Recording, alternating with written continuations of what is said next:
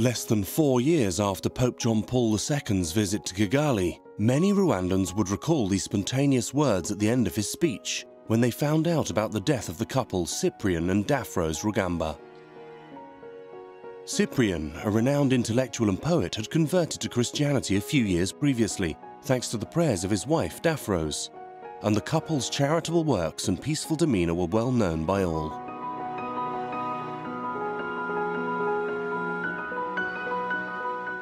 On the morning of April 7th, 1994, at the very start of the horrific genocide that ravaged Rwanda, Cyprian and Daphrose, along with 6 of their 10 children, were killed in their home after having spent the night in prayer.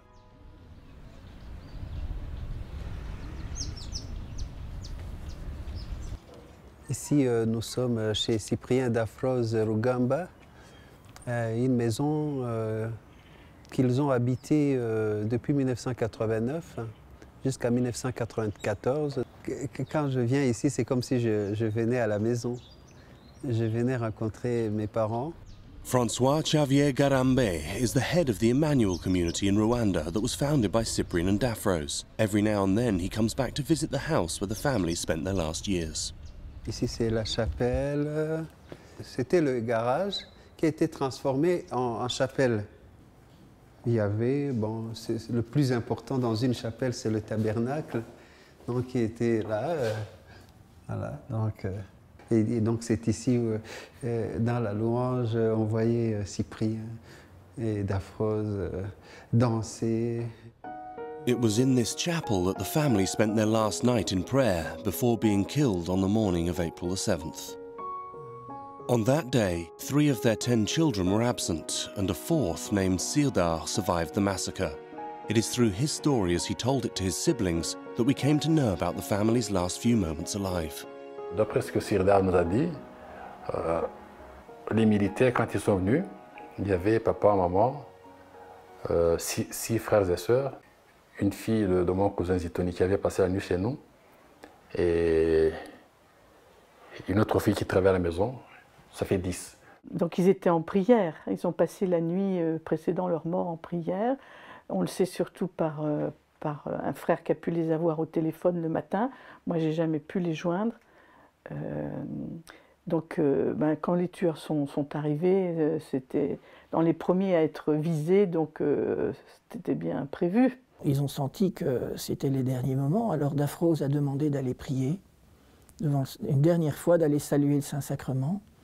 Et là, un soldat l'a frappé avec la crosse de son fusil, et probablement comme ça, tac, lui a cassé la clavicule. Et puis le militaire est allé tirer dans le tabernacle. Même quand je suis rentré, les traces étaient toujours visibles, traces de balles. Et alors, ils ont pris tous les hosties, ils les ont jetés par terre, un peu partout. Donc ce qui manifeste quand même une haine de la foi, et ils ont été installés dans leur jardin en 2 rangs, et on les a assassinés comme ça. On les a fusillés tous, même les petits, même la plus petite qui avait peut-être 4-5 ans. Et puis quand mon petit frère, celui qui a vu les gens tomber, mais il a reçu une balle à l'épaule, il est tombé, et puis il a pris un peu de son sang, il a mis sur son front. Quand les militaires sont venus vérifier si tout le monde était mort, lui aussi il a fait le mort. Quand ils sont partis, il s'est relevé, il a dit aux autres, relevez-vous, ils sont partis. Parce qu'il croyait que les autres avaient fait comme lui. Et c'est là qu'il s'est rendu compte qu'il était le seul survivant. Et puis il nous a appelés.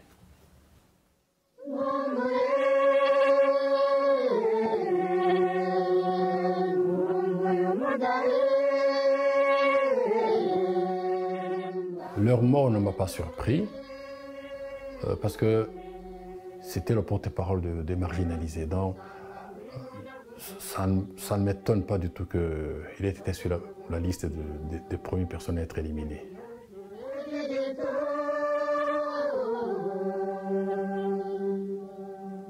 So who was this couple with an amazing story whose beatification process was opened by the Catholic Church? Longtemps, la beauté de ce pays m'est restée inconnue. Dorsey Rugamba is one of Cyprian and Daphros's children who is still alive. Today, Dorsey is a writer and theatre director. He has a few precious photographs that survived the looting of his family home. Ça, c'est la plus ancienne, qui date de 1963. C'est une photo de ma mère. Elle était encore jeune fille, elle n'avait pas encore épousé mon père aussi. Elle a grandi dans une famille très chrétienne. Son père, si je ne m'abuse, a été catéchiste. While the Christian faith and prayer played a central role in Daphros's family, Cyprian's was more spiritual than religious. Originating from the same region, from the southern part of the country, the two families knew each other, and it was Daphros's father who prepared them for baptism when they asked for it later in life. In 1954, Cyprian, a brilliant student, an enthusiast of both culture and poetry, was sent to study at the major seminary, without much spiritual motivation. Ça, c'est une photo de Cyprien, de Lugamba, qui est au grand séminaire de Nyakivanda. Je le vois en soutane de séminariste. La mère de Lugamba, qui n'était pas d'accord pour qu'il devienne prêtre, se moquait de lui à chaque fois qu'il le voyait. Il disait Ah, mademoiselle !» Durant le cycle de philosophie, il apprend les philosophes existentialistes et matérialistes qui niaient l'existence de Dieu. Il s'éloigne de la foi petit à petit. Et comme il le dit lui-même, il voulait mettre Dieu dans sa tête, le comprendre, le saisir, mais Dieu lui échappait. Il a quitté le séminaire à l'époque des années 59. Et aussi sous l'influence de la société rwandaise qui commençait à bouger. C'est-à-dire que toute l'Afrique était dans une phase aussi de décolonisation. Les lettrés commençaient à remettre totalement en question aussi une éducation qu'ils avaient reçue. Cyprian left for Burundi to study history and then went to Belgium. Charming and a great dancer of twist, he was passionate about poetry and quickly became a well-known poet in Rwanda. C'est le Lugamba à un moment donné qui a écrit probablement le plus beau poème romantique de la langue rwandaise. C'est le Lugamba amoureux, à un moment donné d'une femme dont il était totalement épris, qui s'appelait Xaverina, qui est la cousine de ma mère. Mais qui va être tuée en 1963 dans les massacres qui ont eu lieu dans cette contrée de Kianika. Et Cyprien a tenu à rester dans cette famille et il a demandé la main de Daphrose. C'est dans cette période-là, effectivement, 65, 2 ans après, que le mariage de mes parents, en fait, a eu lieu. Mais qui était beaucoup plus, je pense, un mariage, une affaire entre familles, d'une certaine manière. N'eût été la culture, ces personnes-là ne se croisaient pas. Et c'est pour ça peut-être que la suite de l'évolution du couple Cyprien-Daphrose est assez surprenante. Et totalement surprenante. The first years of this traditional marriage, marked by a miscarriage, were painful. Cyprian was haunted by his late fiancée and didn't allow Daphrose to take on the role of his wife she was supposed to have. Beset by family jealousies, she was accused of practicing black magic on her husband. The crisis was so bad that Cyprian decided to leave Daphrose shortly after their first child was born, whom he keeps custody of. One day, without giving any kind of explanation, he drove her back to her parents' home with all her belongings. Dans la culture rwandaise, c'est vraiment quelque chose de très grave. Une femme qui est répudiée, c'est une insulte grave à la famille de la femme, et une insulte et un malheur grave à la femme même qui est répudiée. 8 months later, Cyprian realized that Daphrose was innocent of the practices she had been accused of and took her back. The family was reunited, but even with the birth of many children, things remained difficult in the years that followed, with Cyprian's marital infidelities and even a child born out of wedlock. But Daphrose's suffering was made even worse by her husband's radical alienation from the Christian faith. J'avais un petit frère qui s'appelait Serge, et quand papa est venu voir maman, qui avait mis au monde Serge, il a vu une crucifix dans la chambre. Il s'est empressé de prendre le crucifix et de le casser en deux. Il était furieux, il ne supportait pas de voir ça. Et maman s'est mise à pleurer, il a prié. Donc. Il deviendra à un moment donné vraiment un athée farouche. C'était vraiment une partie très revendicative à ce moment-là de Rugamba, qu'on retrouve dans sa chanson, qu'on retrouve dans sa poésie. But Daphros's faith never weakened. With Cyprian's consent, she took her children to Mass and prayed with them without becoming discouraged. Dans tout ce qu'elle lui a fait vivre son mari avant sa conversion, et elle a beaucoup souffert, mais sa souffrance, elle a porté beaucoup de fruits parce qu'elle a su l'offrir. Sa souffrance a été une offrande qui lui a valu la conversion de son mari.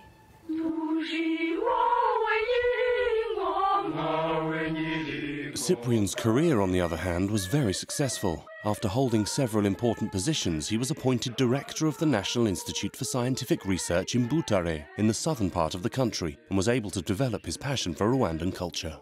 Rugamba a été quelqu'un qui s'est trouvé au moment de la transition, qui a pu connaître les derniers dépositaires d'un Rwanda précolonial au moment où il disparaissait, et qui s'en est imprégné beaucoup vraiment de la culture traditionnelle, qu'il la connaissait profondément, dans une connaissance quasiment encyclopédique.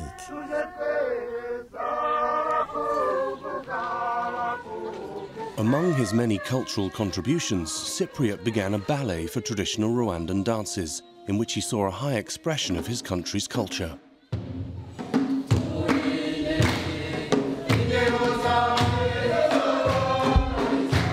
Il nous racontait, il disait, quand je prends les jeunes qui viennent, ils mélangent les Hutus, Tutsis, toi. Et il nous disait, voilà, il se complète tellement bien. Il a su marier toutes ces richesses des Rwandais et les mettre au service de la culture. Au lieu de chercher les choses qui nous séparent, on devrait chercher plutôt les complémentarités. Voilà, ça c'est Rugamba. C'était un homme qui aimait sa nation, qui était fier d'être rwandais et qui voulait que les jeunes reçoivent cet héritage. With the Amasibi Namakumbe Ballet, Cyprian spread Rwandan culture to the four corners of the world. But the rising divisions, which was tearing his country apart more and more each day, greatly worried him. In the early 80s, he was struck by a mysterious illness. Il n'avait plus d'appétit, il ne savait plus se nourrir correctement, avait perdu le toucher, n'écoutait plus bien, il avait perdu l'ouïe, et puis tout ira jusqu'à ce qu'il perde tous les sens, jusqu'à la vue. Et pendant cette période, parce que justement Daphrose était chrétienne, elle priait, elle soignait son mari. C'est ce que Cyprien m'avait dit, que Daphrose, malgré tout ce que je lui ai fait, elle ne m'a pas quittée pendant que j'étais malade. Au contraire, elle a pris soin de moi. Là, son Dieu sera mon Dieu. This was the first step in the dramatic conversion that radically changed the lives of Cyprian and Daphrose. The second step took place on the plane trip taking Cyprian to Belgium in order to find a treatment for his mysterious illness. Une fois dans l'avion, il a senti une force monter en lui. Il s'est mieux senti. Il a dit à moi, je ne sais pas ce qui se passe, mais je crois, je sens quelque chose qui change en moi. Ils ont passé quelques jours en Belgique, ils sont rentrés, mais il était tout autre. Et puis, la conversion est venue juste après. Cyprian spoke about this last step in an interview he gave on the porch of his home. C'est assez curieux à dire, mais c'était à travers une chanson. Une chanson que je composais moi-même, qui me venait comme une inspiration, et je sentais que j'étais en quelque sorte envahi par le Seigneur. Et pour la première fois, depuis que je compose les chansons, je me suis mis à le chanter. Je me suis mis à le reconnaître comme le roi suprême qui devait m'accueillir dans son ciel. Et à partir de ce moment, le Seigneur n'a cessé de m'éclairer et de m'attirer. Et c'est comme ça que c'est parti. At the heart of this dramatic conversion, the couple experienced a genuine resurrection. Elle était aux anges, ça se voyait, elle était très souriante. En fait, on voyait que c'était comme la récompense de sa patience. Son épouse vraiment a connu le martyre du foyer. Et son mari le savait. Et il ne cessait pas de demander pardon. Et puis ce qui a immédiatement changé de façon très claire, c'est que lui et Dafrosa étaient devenus inséparables. Quand on les approchait, on voyait d'abord un immense amour, une très très grande tendresse. De ma vie, je crois que j'ai rarement vu un couple aussi intime, aussi avec une connivence, sans parole. On a vu papa commencer à aider maman dans les tâches ménagères, papa faire la vaisselle, on n'avait jamais vu ça. Dafrosa's forgiveness was total, to the extent that she welcomed the child Cyprian had with the other woman and reared him along with her own. It was the beginning of a new life for them.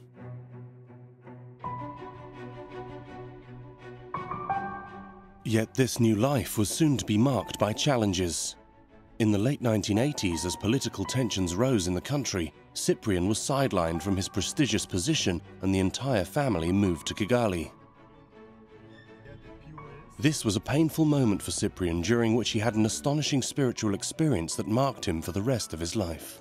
Cyprien nous a partagé à quelques-uns. Ça a été très fort dans sa vie, c'est-à-dire qu'à un moment où il se trouvait en prière, il a eu comme si quelqu'un l'interpellait et une voix vraiment qu'il entendait, à tel point qu'il s'est retourné, qu'il a cherché qui lui parlait et qui lui disait je veux par ta vie faire une œuvre de rédemption. Et ça l'a beaucoup marqué, il l'a entendu 3 fois de suite et ça s'est gravé en lui, dans son cœur. Around the same time, the couple encountered the Emmanuel community in Rwanda through the voluntaries of its NGO, Fidesco, among whom was Annick Besgon, a consecrated laywoman with whom immediately they shared a spiritual complicity. Ils aimaient Jésus de tout leur cœur, de tout leur être. C'était vraiment des passionnés du Seigneur. Et ils voulaient servir le Seigneur, être témoins de son amour, justement de cet amour transpercé, miséricordieux.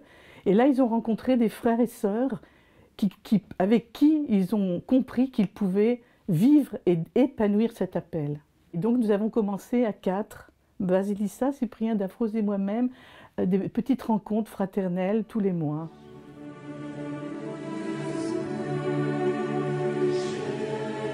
A Eucharistic spirituality, praise, adoration and evangelization. Cyprian and Dafrose found in the Emmanuel community founded by Pierre Gaussin in France everything they yearned for.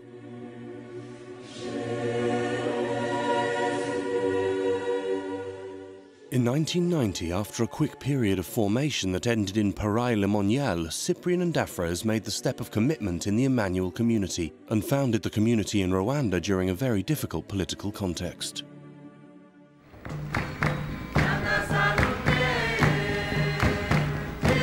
Je suis émerveillé par le fait que la communauté de l'Emmanuel naisse sans connaître les plans du mauvais ou de Dieu sur le Rwanda, naissent une semaine, 7 jours avant qu'une guerre éclate au Rwanda.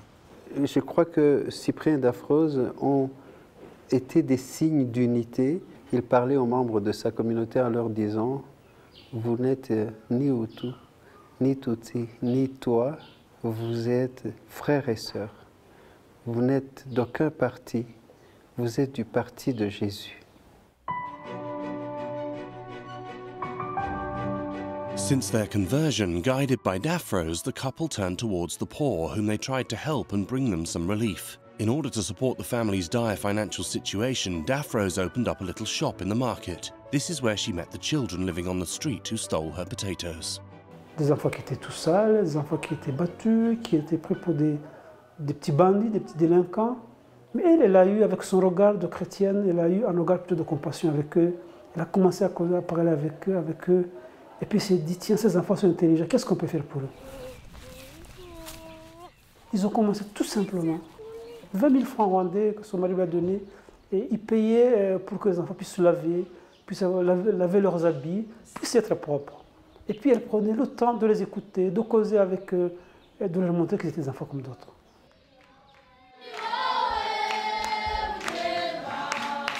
Today, the centre that bears their name and was opened just after their death has already welcomed about 1,500 children. Leaving the streets behind, the children reintegrate into society and sometimes return to their families.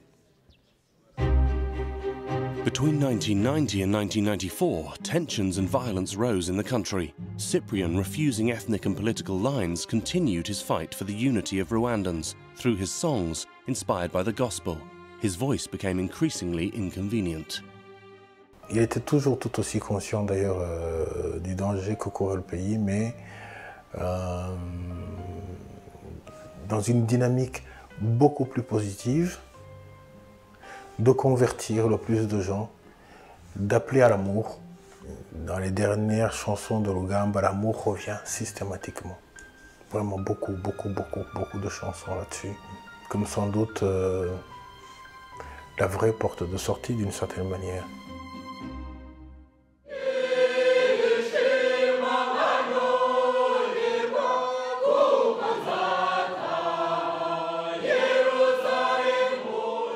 Il y a eu des événements très étonnants la veille de sa mort. Il faisait une répétition de sa chorale et il chantait un chant sur la Jérusalem céleste. Comment j'entrerai à la Jérusalem céleste? Alors on l'a chanté. Et puis tout d'un coup il disait « Ah non, c'est pas comme ça. C'est pas comme ça qu'on rentrera à Jérusalem. » Alors il leur a dit « Je vais vous montrer comment moi j'entrerai dans la Jérusalem céleste » et il s'est mis à danser. La veille de sa mort.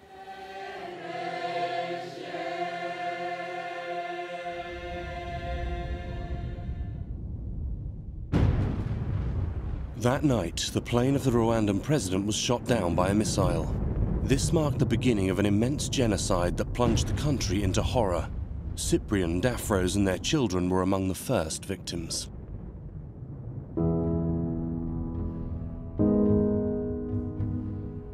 Yet even if 1/3 of its members were killed and people feared Cyprian and Daphrose's death would lead to its end, the Emmanuel community grew throughout the country.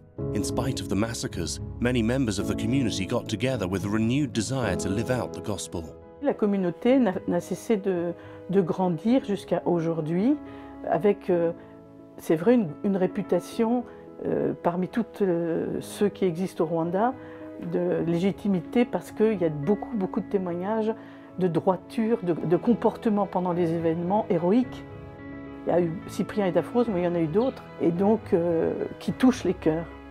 Aujourd'hui, il y a à peu près 1200 membres, et donc c'est la deuxième communauté la plus nombreuse, Emmanuel, dans le monde après la France.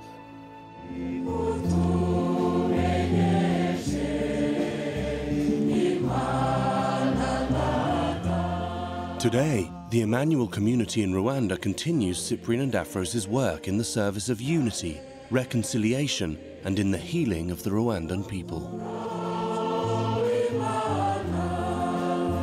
J'en parle autour de moi en disant, tiens, toi tu devrais prier Cyprien et Daphrose. Une petite histoire qui m'est arrivée à une femme à qui j'avais dit, voilà la prière, je te donne la prière et puis tu peux prier. Elle avait une intention particulière. Et bien, elle a commencé une neuvaine et alors au milieu de la nuit du deuxième jour, elle s'est réveillée et elle me dit, il y avait une femme noire dans ma chambre et j'ai reconnu, c'était celle de la photo. Et Daphrose lui a dit une phrase qui pour elle est hyper précieuse. J'ai passé beaucoup de temps sans mettre les pieds dans une église. Je ne pouvais pas. Et je me suis surpris dans beaucoup de situations où finalement, où les choses me paraissent compliquées, où je n'ai pas d'issue, à les invoquer finalement. Alors je ne sais même pas ce que ça représente. Je sais qu'ils sont là, d'une certaine manière, et qu'on chemine ensemble.